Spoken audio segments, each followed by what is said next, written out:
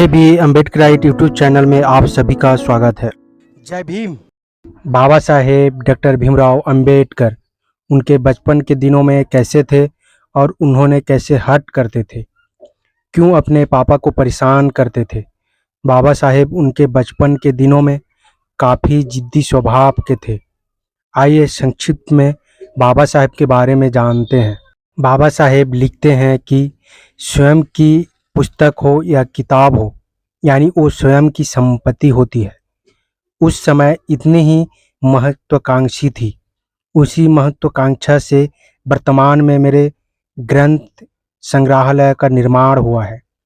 उस समय मैं नई नई किताब ला देने के लिए पिताजी के पास हट करता था।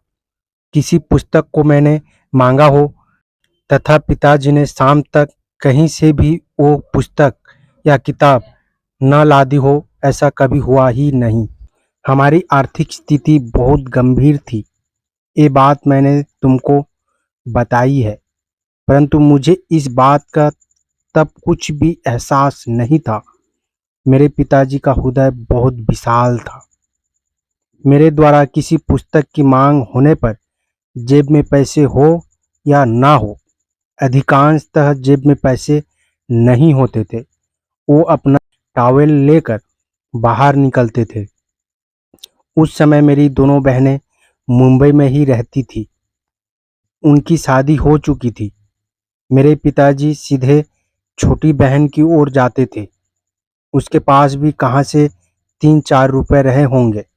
बेचारी दुखी होकर कहती, मेरे पास इतने पैसे या इतने रुपए नहीं है। वो वहाँ से बड़ी बहन के पास जाते थे। यदि उसके पास रुपए नहीं मिले तब उसके कोई गहना मांगकर बहन को एक गहने शादी में दिए गए थे उसे गिरवी रखते थे तथा पेंशन मिलने पर पिताजी मरवाड़ी के यहाँ जाकर वो गहना छुड़वाते थे तथा गहना बहन को देते थे। फलतः पिताजी द्वारा गहना मांगने पर बहन ना नहीं कहती थी। मेरी माँ का मेरी छोटी सी आयु में ही निधन हो गई थी। मेरी परवरिश बुआ ने ही की थी। बुआ मेरे पिताजी से बड़ी होने के कारण उसका परिवार पर नियंत्रण था। पिताजी भी उसका बहुत सम्मान करते थे, जिस कारण मैं फूफा का भी प्रिय था। परिणामतः परिवार के अन्य सदस्य मुझे कुछ बोलते ही नहीं थे। इसके कारण मैं और अधिक लाडला था।